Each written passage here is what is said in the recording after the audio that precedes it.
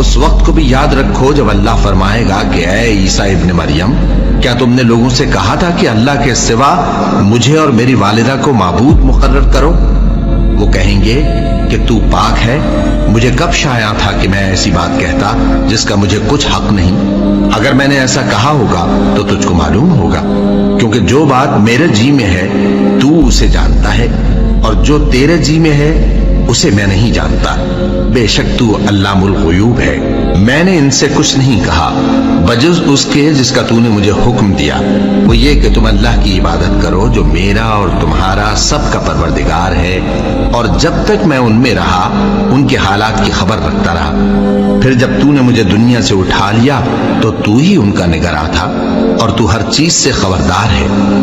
अगर तू उनको अजाब दे तो ये तेरे बंदे हैं, और अगर इन्हें बख्श दे तो तेरी मेहरबानी, इसलिए कि तू ही